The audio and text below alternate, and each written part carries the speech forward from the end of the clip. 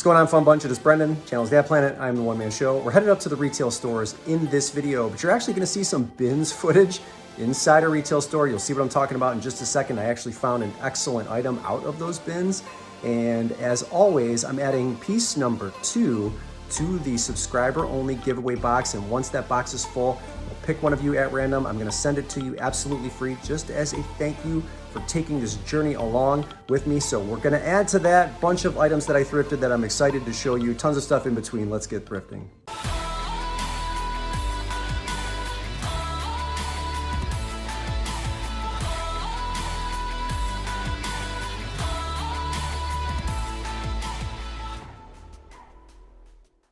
All right, we're going to start this one off with a pair of Teaks. Now, you're going to have to curb your enthusiasm here.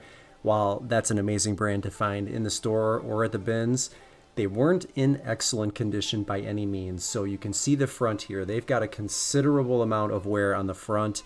They looked like they had a considerable amount of wear in the heel area as well. You know, structurally, I think they're sound. They've got some wear on the soles, which is to be expected. Insoles look fine. So again, structurally they're okay, but where I would be probably pricing these in a pair that you can still get new on their website for around $85 for pre-owned on eBay or a secondary market in the $50 to $60 range. I got aggressive and I priced them at $35. I don't like, and I'm not comfortable with, finding really nice, like top tier, higher end brands in that condition, because again, when I get really low in my pricing, you start to target a completely different buyer. I try to avoid that. So I listed them for $35. They sold for $30. They're gone. I'm happy to have sold them. And we'll move on to the rest of these carts here. I did grab this putter Tommy Armour. Tommy Armour? I'm not sure exactly how you pronounce it. Andrew, I'm thinking of you specifically. This is an Impact 2 putter. So it's about $35 to $40, but that Super Stroke grip, does that add value, all you golfers out there, to this putter? Because without it, it's $35 to $40 in resale and it's going to cost me $3. But the fact that it does have that on there, I'm assuming, and I'm not a golfer, so that's why I have to kind of cue the audience here, that does add some value, but I don't know any better. So if you know, let me know. We'll check the rest of these. I don't do really well with some of the wood, vintage, golf items. I'm trying to get a little bit better, but if you saw me leave something there, it's simply because I didn't know it really had any value. So I'm going to pass up all the rest of them, but I do like that putter. I also left this Fire King platter behind. It's not jadeite green. It didn't really have that great of a resale value when I look it up. I did look it up. Fire King does still have some value, certain pieces, so I do tend to look most of the items up that I see that come out that are Fire King. That one though, nothing there. I think it was only $3, but 10 to 15, I'm not really interested in grabbing that. So I'm gonna check the tops of the rest of these. Some really nice kind of like etched glass there on the side, these mugs, but couldn't really identify a brand. So I'm gonna leave those behind and we're just gonna move on to the toy area. This one surprised me because, you know, using the UPC code of this Barbie, it's like a Barbie glitz doll. These seem to kind of turn up often. $5 seems like a fair price. When I listed this, it sold really quickly, like within 24 to 48 hours for $25. So using the UPC as a keyword in my search, there were only a couple listed, but 5 or 6 or 7 had sold. And I don't really know what exactly that makes that doll so desirable, or at least gave it such a decent list to sell ratio, even though, you know, 2 listed and 5, 6, 7 sold really isn't that much in the grand scheme of things. It was enough for me to take a chance on it, and I was very pleasantly surprised that it sold fast. So I think that's just really maybe more luck than it was skill in that instance, but that thing is gone, and I'm glad, because I don't want to hold on to Barbie dolls, especially having paid $5 for them. So this is another one that actually kind of surprised me. So we have a Stuart Ashby Coffee Company mug from Boscher. Surprisingly enough, there's a 1934 version of this exact mug that did sell. It got a bid for $65. You can see I've got a little damage right there. There's a slight little chip. But we've got a 90-year-old mug right here that I'm also going to list for $65. I don't know if I can get away with the damage and being able to get $65 for it or not. It's certainly a usable mug. Maybe I will attract a collector who is looking for that specific year or something similar, or maybe it's I find the person that bought the 1934 mug and they want the 33 version and they're willing to kind of overlook that small chip, because again, you can certainly still use that mug. So an interesting find, $2 to 65, no big deal here. Okay, dresses. Daisy Drive, is this worth anything? I don't pick any of these dresses up. It's just not my wheelhouse. But if I missed something, Olivia Ray right there, please call me out on it, because it is something that I would like to learn. We've got spring and summer coming up, and so dresses should be starting to sell slowly but surely. But YA, I don't recognize any of these. And yes, of course, I could take the time to look them up, but I'm really putting this more in for the both of us, give you some more dress footage as I spot check this area, which is something that I neglect often. But I know there's value here. Mix and Nash, Nixon Nash, is that what that said there? I can't really, that might have been a Chico's one, that maroon dress. I don't remember what this one is. Monteau. Pretty, but are they worth anything? I have no idea. Collective Concepts. J. Jill, that one looked kind of nice. Like, is J. Jill a dress brand that people respect? Jones, New York. Something or other studio. I don't see anything there. If you saw something that I missed, obviously let me know. So, Boring definitely sells. This is one of the ones where I found 2 of these, like little path lights right here on this cart, but they kind of kept trickling out. And so I was able to accumulate 5 in total. And when you key in the UPC code, a couple of them come up. I saw one sold for around 35, a couple others sold for maybe in the $20 range. I'm going to list each one of these for $30. They're going to cost me 5. And this will be an easy listing to create because you only have to do it one time. And I brought a buddy with me this time into the store as we make our next go around here. But 5 in total, very easy to list. They were all brand new in open box. And so I expect them all to sell within the $25 to $30 range. Maybe I'll get lucky and somebody needs all 5 of them and they'll just purchase them all in one fell swoop. And I can ship them all in the same package, save them a little bit on shipping. But the rest of the stuff here is not anything that I think I'm interested in. Linens and Things, metal sleigh there. Look at the top here. Bath Fizz thing that I'm not really interested in.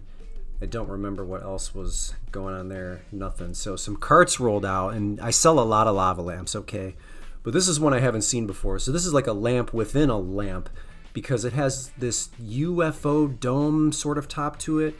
The brand is Lava Light, and I've taken this home. I'll show you it working here in just a second, but what a score here. So it's only $8.99. But I've seen some of the sold comparables. One sold pre-owned for $200, some selling in like $150 range, and actually one that had the blue wax sold for $255. I've already gotten it home. It works great. It's a lovely piece. I'm gonna price that at $200. What an amazing score for $9. But lava lamps are your friend, ladies and gentlemen. I just sold the one that was missing the top cap for $40. So please source them. I also like, and I think it's the Harvest color scheme for vintage Tupperware.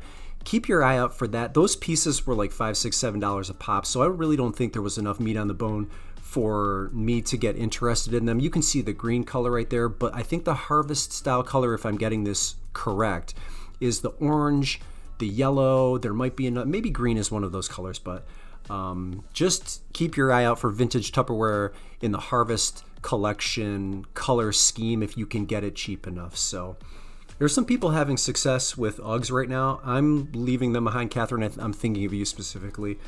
Those were not in terrible condition, but coming into spring and summer, I'm going to leave them behind. I think those may have been Youth, maybe not, or the Youth is like the Kula brand, however you pronounce that. So at any rate, I'm leaving those behind. I'm also leaving this crystal like Kiss container behind, but I really like this Michael Graves bookshelf clock. It's like maple wood here.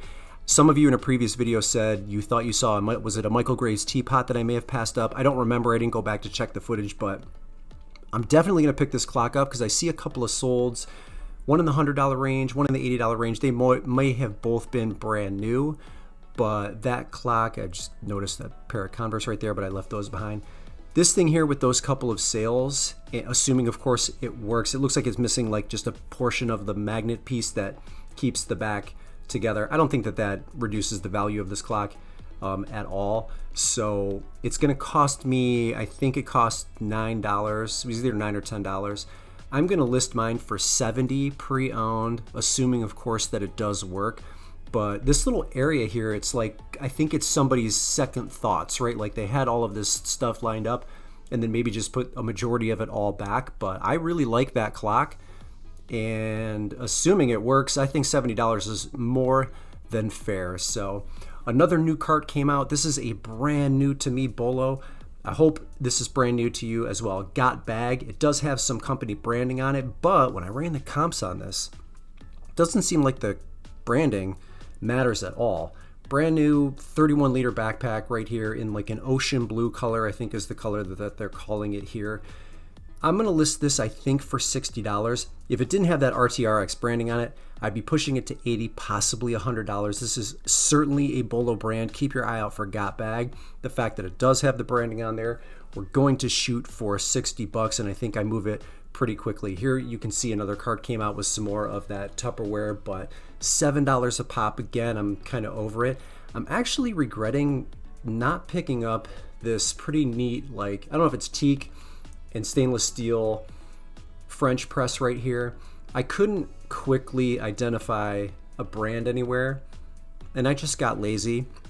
And when I say I got lazy, it's like I have my youngest with me, so I'm trying to hurry, trying to appease her, trying to get 3 things done at one time. But I didn't see a brand, and I didn't want to Google Lens it right there, so I left it behind. I did see a young lady end up picking it up and getting it, so I hope that thing did have some good value, because it looked like it was pretty high quality. It felt high quality. It was nice and heavy, but I left it behind. I'm gonna take the bag. I'm happy with that bag and that find. So now this is just another day's footage that I threw in here as an extra bonus piece. Yes, that is a blue bin. Yes, they did roll a blue bin out in the retail store for the rest of us to go through, and I found this pair of cool rider pants. Amazing.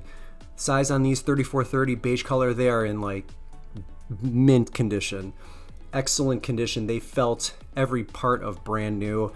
I'm gonna list those for $50. I'm not paying BINS prices at the retail store. They are gonna cost me $8.99, but I am happy to pay that price for an excellent brand. And I like all of the items that I ended up sourcing these trips. All right, so there's the first item for the giveaway box. The second item that I'm gonna add, and I've gotta preface this by saying not everything is going to be brand new with tags. It just so happens that these first 2 items are. I found these at the Goodwill bins recently. It is a pair of Nike Speed, tight fit, mid-rise, leggings, pants, brand new with tags. You can see the MSRP on that was $90. Let me see if I can open these up. These are really pretty cool looking, but again, untouched, unworn, brand new with tags.